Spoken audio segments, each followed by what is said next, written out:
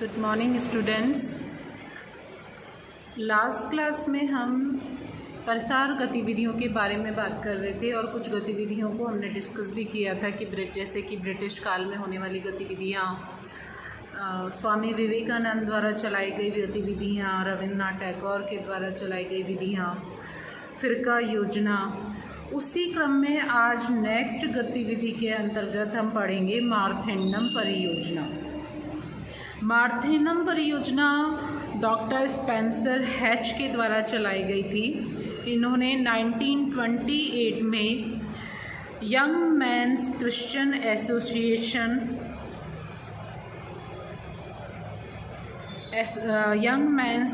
Association के सहयोग से मार्थेंडम प्रोजेक्ट की स्थापना की थी।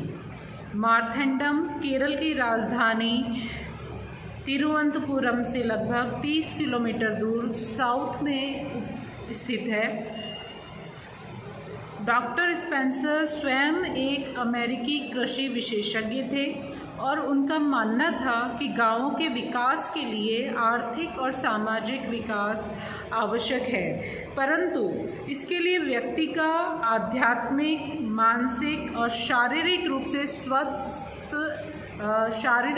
स्वस्थ एवं विकसित होना भी बहुत ज़रूरी है। आध्यात्मिकता से व्यक्ति का नैतिक और चारित्रिक विकास होता है।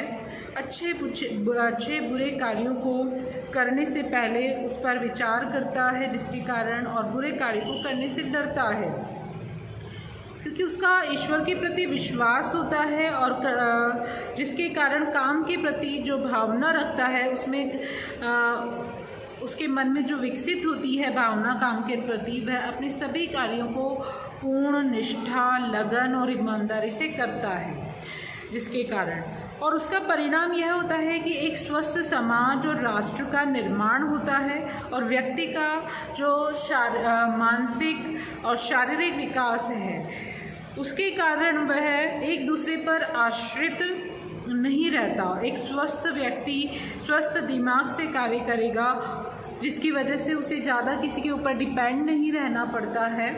वो अपने ही प्रयासों से और अपनी ही शक्ति के द्वारा, अपनी ही ऊर्जा के द्वारा अपने कार्यों को करने के लिए पूर्ण रूप से प्रयत्नशील रहता है। डॉक्टर स्पेंसर हैच ने 5 विकास पर बल दिया है। इसी तहत 5 विकासों पर बल दिया है, जिनके सहयोग से ग्रामोत्थान का कार्य बड़ी आसानी से और सफल तरीके से किया जा सकता है। फर्स्ट है आध्यात्मिक विकास, सेकंड है मानसिक विकास, शारीरिक विकास, फोर्थ आर्थिक विकास एवं लास्ट सामाजिक विकास। ये 5 विकास जो हैं जिन पर डॉक्टर स्पेंसर ने सबसे ज़्यादा बल दिया है और उनका मानना है कि इन विकासों के माध्यम से यदि ये विकास अच्छे हों किसी व्यक्ति के, तो वह व्यक्ति का जो विकास है, उसका जो डेवलपमेंट है, वो बहुत अच्छे से सफलतापूर्वक किया जा सकता है और बहुत आसानी से भी हो जाता है। मार्थेंडम परियोजना का मुख्य उद्देश्य था कि ग्रामीणों को उनकी मदद स्वयं करने के लिए प्रेरित करना। इसीलिए तो इन 5 विकासों पर ज़्यादा बल दिया डॉक्टर स्पेंसर ने। यदि व्यक्ति स्वयं की मदद स्वयं कर पाएगा तो उसे ज़्यादा डेवलपमेंट के अवसर प्राप्त होंगे और वह ज़्यादा सफलता प्राप्त कर पाएगा। नेक्स्ट उद्देश्य रहा ग्रामीणों को विकास के लिए प्रेरित करना। कृषि, पशुपालन, मधुमक्खी पालन, मुर्गी पालन, मत्स्य पालन आदि को विकसित करना। पशु नस्ल सुधार से संबंधित योजनाओं का क्रियान्वयन करना। लघु कुटीर उद्योगों की स्थापना करना। प्रशिक्षण केंद्रों और प्रदर्शन स्थलों की स्थापना करना, ताकि ज़्यादा से ज़्यादा प्रैक्टिकली व्यक्तियों को करके दिखाया जा सके और वह वहाँ करके स्वयं भी देख सके। ईसाई धर्म का प्रचार प्रसार करना। ग्रामीणों में सहयोग और सहकारिता की भावना को विकसित करना। बिना सहयोग के और बिना सरकारी सहायता के किसी भी कार्य को संपन्न करना काफ़ी मुश्किल होता है। प्रसार कार्यों की जब हमने बात की थी तो हमने उसमें एक मेन पॉइंट ये पढ़ा था कि जब तक किसी कार्यक्रम में ज़्यादा से ज़्यादा लोग सहभागिता नहीं निभाते हैं, सहयोग नहीं करते हैं, तब तक वह कार्यक्रम उतना सफल हो ही नहीं पाता है। कार्यक्रम की सफलता उसमें पार्टिसिपेट करने वाले व्यक्तियों और उनके सहयोग की भावनाओं पर ही निर्भर करती है। प्रशिक्षण कार्यक्रमों का नियोजन, क्रियान्वयन एवं मूल्यांकन करना, सामाजिक एवं सांस्कृतिक गतिविधियों का आयोजन करना।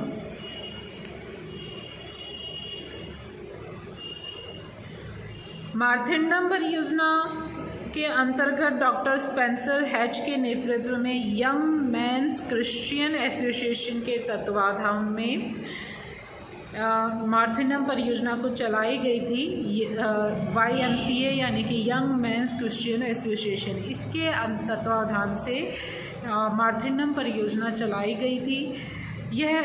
वे स्वयं एक कृषि विशेषज्ञ थे, कुशल प्रबंधक थे, अच्छे नेता थे और इसीलिए इन्होंने अत्यंत व्यवस्थित और सुनिश्चित तरीके से कार्यक्रमों का जो था आयोजन किया था, उनका क्रियान्वयन किया था।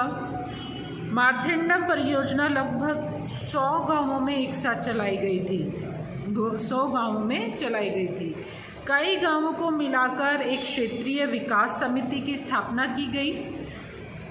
YMCA के कर्मचारी और हर एक गांव के प्रतिनिधि इस समिति के सदस्य हुआ करते थे। क्षेत्रीय विकास समिति के मंत्री और सदस्य आपस में मिलकर आपसी सलाह मशविरे के द्वारा अपने क्षेत्रों के विकास के लिए विभिन्न योजनाएं बनाया करते थे।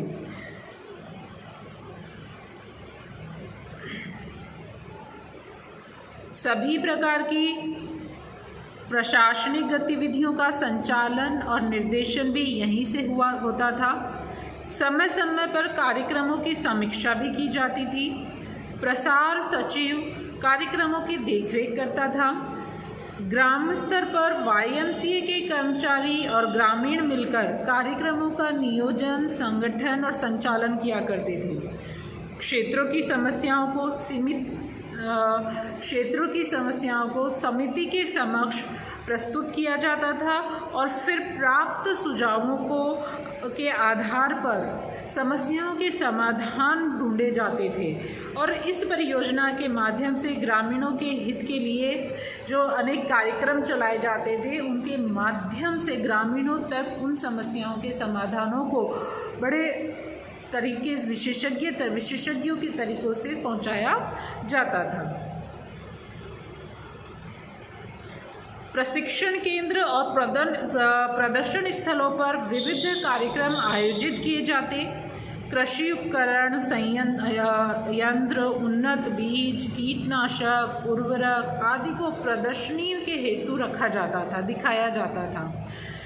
इसी प्रकार विभिन्न प्रजाति के गाय, बैल, बकरियां आदि को भी प्रदर्शन स्थल पर प्रदर्शित किया जाता।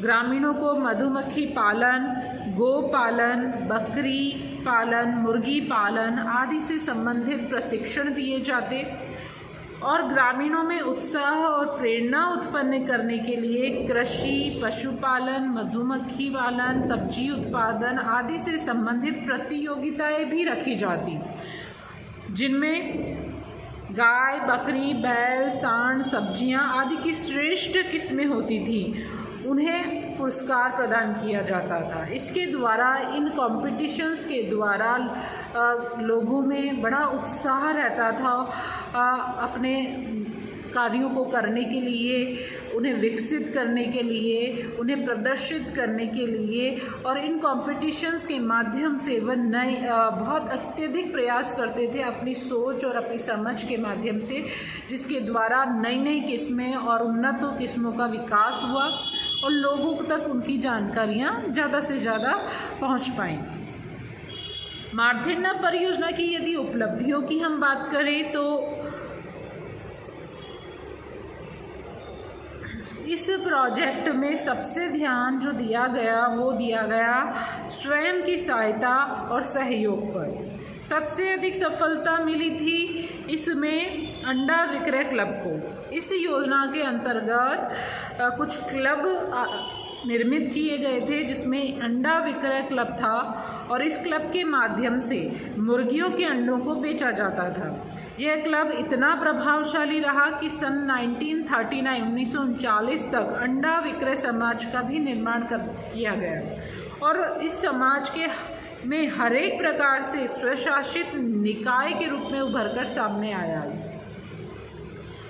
यह समाज सभी प्रकार से स्वशासित निकाय यानी सेल्फ गवर्निंग बॉडी के रूप में उभरकर सामने आया। यानी कि जो भी कार्य उसमें किया जाता था स्वयं किया जाता था। उसके जो सदस्य थे, उसमें के जो कार्यकर्ता थे, वो सब कुछ सारे कार्य अपने हाथों से किया करते थे। किसी बाह्य लोगों का हस्तक्षेप उसमें नहीं होता था। इसी प्रकार दूसरा क्लब निर्मित किया गया, वह था मधुमक्खी क्लब, हनी बी क्लब, जो शहद के उत्पादन के लिए था। इस क्लब में गांव वाले मधुमक्खियों पालन के तरीकों को सीखते थे। शहद किस प्रकार निकालते हैं, शुद्ध शहद कैसे तैयार किया जाता है, ये सभी चीज़ें की जानकारी और प्रशिक्षण इस क्लब के अंतर्गत दिया जाता था। शुद्ध शहद तैयार करके बाजारों में बेचना और अर्थोपार्जन करना भी इस क्लब के अंतर्गत सिखाया जाता था।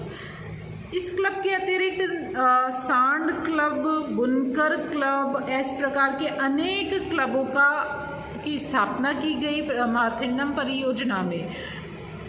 समय समय पर इन क्लबों के अंतर्गत सांस्कृतिक कार्यक्रमों का भी आयोजन किया जाता, जिसके माध्यम से ग्रामीणों में व्याप्त अंधविश्वास, रूढ़िगत परंपराएं और कुरीतियों को दूर करने का भी प्रयास किया जाता। अगर हम मूल रूप से कहें, सार रूप में कहें, तो मार्थिंडम परियोजना जो थी उसकी उपलब्धियों की यदि हम बात करें तो वह मार्थिंडम परियोजना एक अत्यंत सफल परियोजना के रूप में साबित हुई। काफ़ी लोकप्रिय परियोजना रही। इसने लोगों में जागृति फैलाई, विश्वास जगाया, जिससे ग्रामीण जनता का इसके कार्यक्रमों में काफ़ी रुचि उत्पन्न हुई और काफ़ी उन्होंने इसमें भाग लिया और उससे लाभ भी बहुत प्राप्त किया। इसी परियोजना को देखते हुए अन्य जैसे प्रोजेक्ट्स जैसे कोचीन, त्रिवेंद्रम, बड़ौदा, अन्य शहरों में भी चलाए गए थे। लेकिन मार्थिंडम परियोजना में इतनी खूबियाँ थी, इतनी सक्सेसफुल परियोजना रही, उसके बावजूद भी इसमें सबसे बड़ी कमी थी कि यह ईसाई मिशनरी द्वारा चलाई गई योजना थी और इसमें ईसाई धर्म का प्रचार प्रसार किया जाता था। हमने अभी इसके उद्देश्यों में एक पॉइंट पढ़ा था कि इसका मुख्य उद्देश्यों में कि ईसाई धर्म का प्रचार प्रसार करना, यानी कि ये एक पर्टिकुलर धर्म प्रधान परियोजना थी जिसमें विकास के कार्यों के साथ साथ एक पर्टिकुलर धर्म का भी प्रचार प्रसार किया जाता था और उसके साथ ही लोगों का धर्म परिवर्तन भी इसके अंतर्गत करवाया जाता था।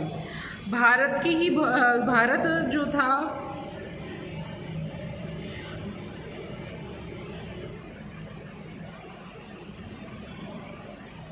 जो था भारत की अधिकांश जनता, जो कि हम कहते हैं ग्रामीण क्षेत्रीय जनता है, जो भोली भाली जनता होती है, उन्होंने इस कमी के बावजूद भी इस परियोजना में काफ़ी इंटरेस्ट दिखाया और काफ़ी सहयोग किया।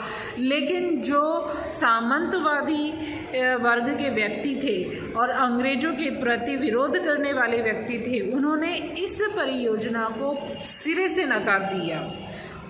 उन्होंने पुरजोर विरोध किया इस परियोजना का कार्यक्रम, जिसके कारण यह परियोजना बाद में असफल हुई।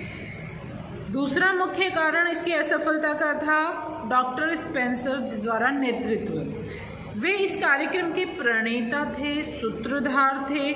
उन्होंने ही इसको जीवित रखा था। जब तक वो जीवित थे, उनके सूझबूझ और बुद्धि चातुर्य के द्वारा यह योजना चलती रही। लेकिन जब उनकी मृत्यु हो गई तो उनकी मृत्यु के पश्चात एक नेतृत्व संबंधी विवाद उत्पन्न हुआ और कुछ वर्षों में यह कार्यक्रम ठप्प हो गया।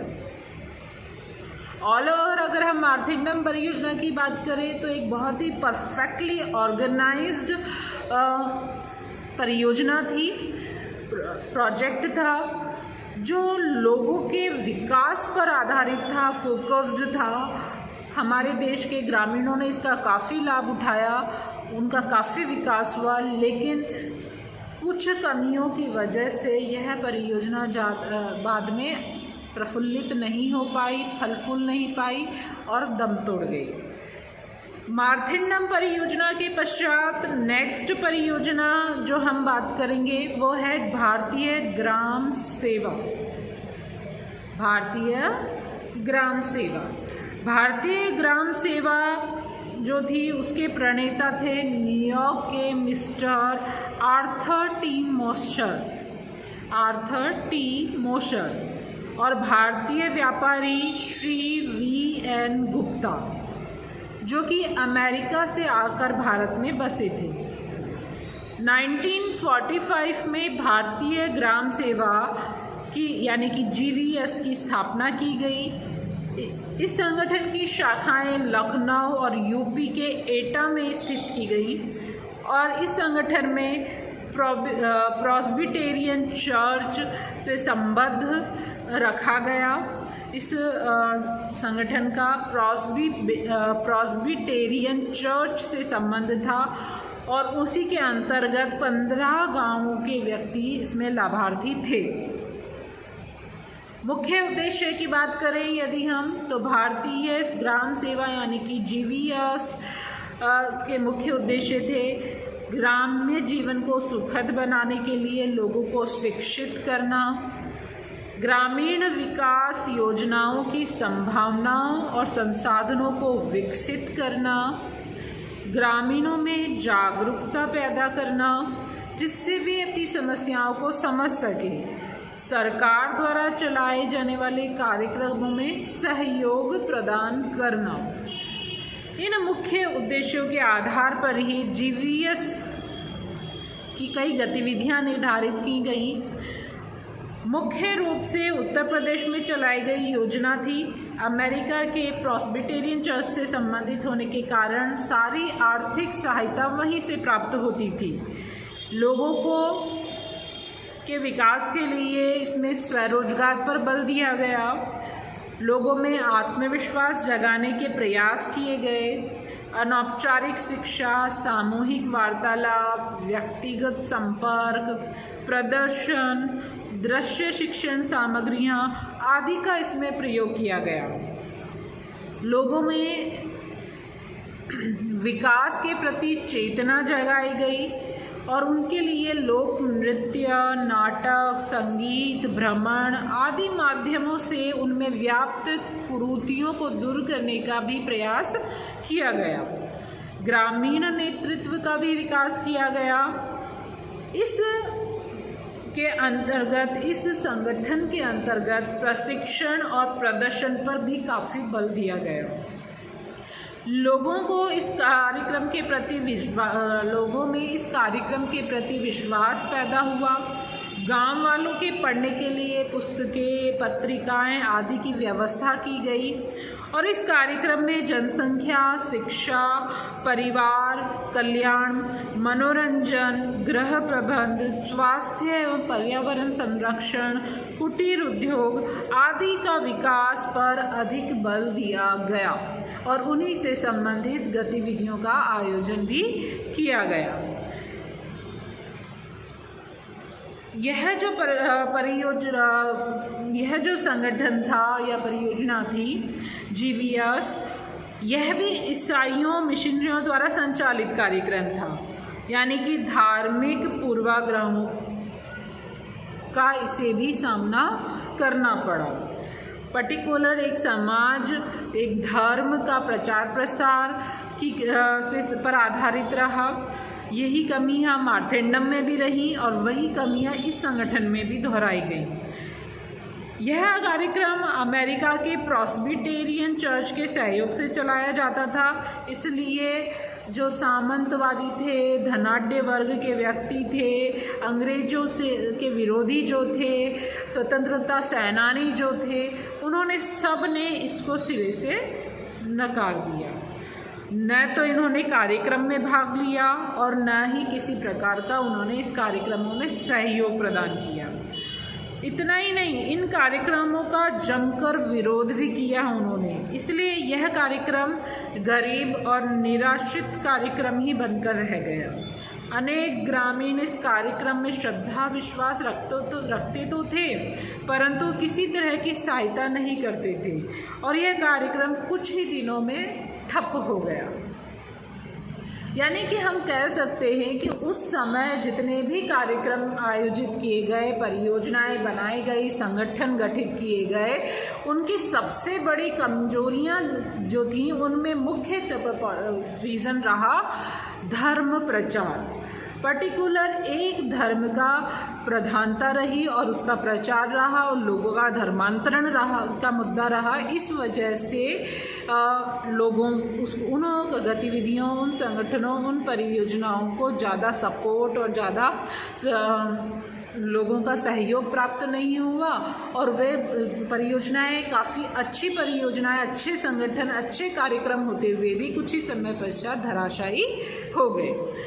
आगे और भी कई कार्यक्रम हैं जो चलाए गए थे प्रसार गतिविधियों के अंतर्गत देश के विकास के लिए, ग्रामीणों के विकास उत्थान के लिए, जिनकी चर्चा हम आगे की क्लास में करेंगे।